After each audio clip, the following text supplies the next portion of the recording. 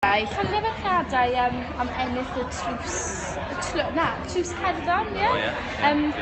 Beth ydy e'n golygu chi ennill?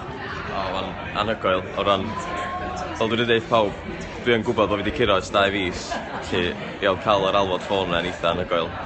A wedyn, y ffaith neithiwr o'n i actually cael dathlu efo pawb, oedd o'n mor braf. Cool.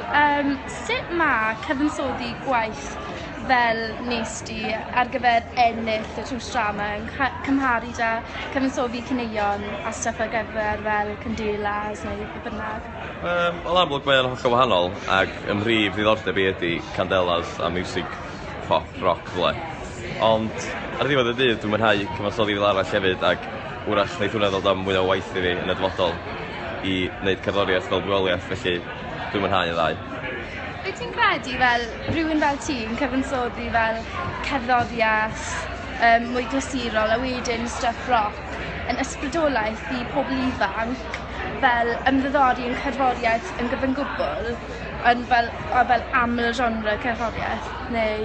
Dwi'n gwybod, dwi'n gobeithio wir, os ydy hynny'n ddylanwad da ar bobl, wel, mae hynny'n wych. Ond ie, dwi'n gwybod os am reswm i just cloi dy hun efo un math o fiwsig neu un math o gelfyddyd, dwi'n meddwl.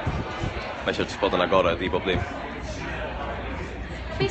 Os o ti'n cael y chance fel ennill rhyw fel trws drama neu fod cael chart success, be byddwch chi'n dewis? Cwestiwn da. Dwi'n gwybod. Ar y funud, na i ddweud y tlws o cerddor achos oedd neithiwr yn amazing ac o'n i'n cael gwisgo clogin. Un arall. Ti'n mae'r candelas yn ysgrifennu yn Cymraeg a Saesneg.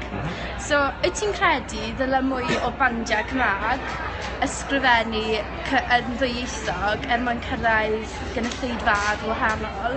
Neu wyt ti'n credu bod ysgrifennu mwy yn Saesneg yn bach o fel sellout i'r scene Cymraeg, neu? Dwi'n gwybod, wel, dwi'n gweld problem mewn canu yn unrhyw iaith. Dwi'n gwybod pam bod ni'n meddwl am just Cymraeg a Saesneg, dwi'n fel. Mae yna gymaint o ieithoedd eraill. Felly, dwi'n meddwl sydd mae pobl yn neud o'n issue, wel, dyna pan mae'n broblem. Ac os dyn nhw eisiau canu'n Gymraeg neu'n canu'n Saesneg, mae'n meddwl nhw yn dydi. Ond dwi'n mynd i stopio sgwennu yn yr ddwy iaith, dwi'n meddwl. Diolch yn fawr, mae'n nawr yn gwych. Nes ti gyda ti, dwi'n massive fan.